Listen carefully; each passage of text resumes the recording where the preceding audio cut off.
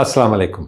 आज 4 नवंबर 2024 को मैं वज़ीर आज़म इमरान खान साहब से अडियाला जेल में मिला और उनका मैंने मुआयना किया। 10 हफ्ते गुजर चुके हैं जब से मैंने आखिरी दफ़ा उनको देखा था। आज जब मैं मिला खान साहब से तो वो बड़े पुरुमीद मुझे लगे और उनकी जनरल कंडीशन मुझे बहुत हेल्थी लगी। उनको काफ़ी महीनों से अब एक तकलीफ़ है कि उनके कानों में कभी कभार आवाज़ आती है, ख़ास तौर पे शाम को और रात को। तो वो अभी भी कंडीशन चल रही है दवाई के बावजूद।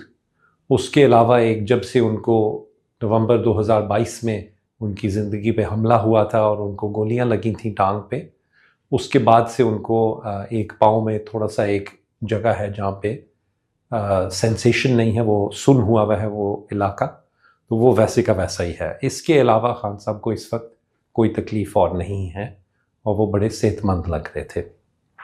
जब मैंने उनको एग्ज़ामिन किया, अगेन वो बहुत फ्रेश लग रहे थे। सुबह ही उन्होंने शेव की हुई थी और वो बड़े हाई स्पिरिट्स में लग रहे थे मुझे। उनका हार्ट रेट या दिल की धड़कन जो थी वो 50 बीट्स पर मिनट पे चल रही थी। ब्लड प्रेशर उनका 110/70 था और उनकी ऑक्सीजन सैचुरेशन रूम एयर पे 98% थी, जो कि सारे बहुत सेटिस्फैक्ट्री हैं। उनका मैंने दिल का मुआयना किया, उनकी छाती सुनी, तो कोई और ऐसी एबनॉर्मैलिटी नहीं मुझे नज़र आई, सिवाय इसके कि जो अंग्रेज़ी में हम मसल टोन कहते हैं, कि जो मसल्स का जब आप उनको पट्ठों को हाथ से महसूस करते हैं तो उनकी एक सर्टन कंसिस्टेंसी या फीलिंग होती है, वो मुझे पिछले दफ़ा से थोड़ी सी कम लगी थी। और ये मेरे ख़्याल से इसलिए है क्योंकि पिछले दिनों उनके पास सहूलियात नहीं थी वर्जिश करने के लिए, वो कुछ दिनों के लिए नहीं थी।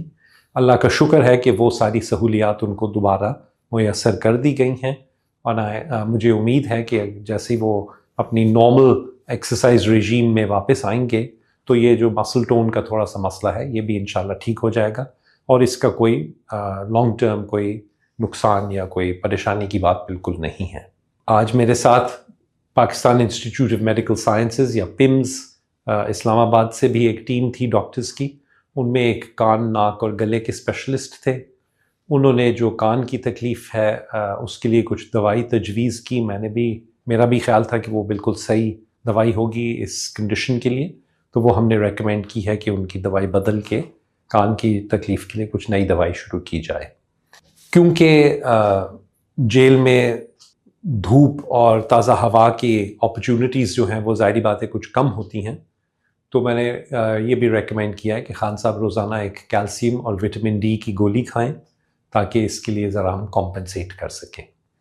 आज मेरी मौजूदगी में ही उनके खान साहब के कुछ खून के टेस्ट भी लिए गए और वो सैम्पल्स पिम्स में भेजे गए। उनकी रिपोर्ट्स में कोई ऐसी परेशानी की बात बिल्कुल नहीं आई, बाकी सब रिपोर्ट्स ठीक हैं। सिर्फ कोलेस्ट्रॉल जो है, जो खून में चिकनाई का एक मेजर होता है, वो थोड़ी सी बढ़ी हुई थी। ये पहले भी अक्सर खान साहब की थोड़ी सी बढ़ी हुई होती है, उसके लिए हमने दवाई दी हुई है उनको। लेकिन अब ये रिपोर्ट देख के तो मैं कुछ रिकमेंडेशन करूँगा कि उस दवाई का डोज़ थोड़ा सा बढ़ाया जाए और वो ज़्यादा बाकायदगी से दी जाए। इसके अलावा और कोई फ़िलहाल हमारी रिकमेंडेशंस नहीं हैं।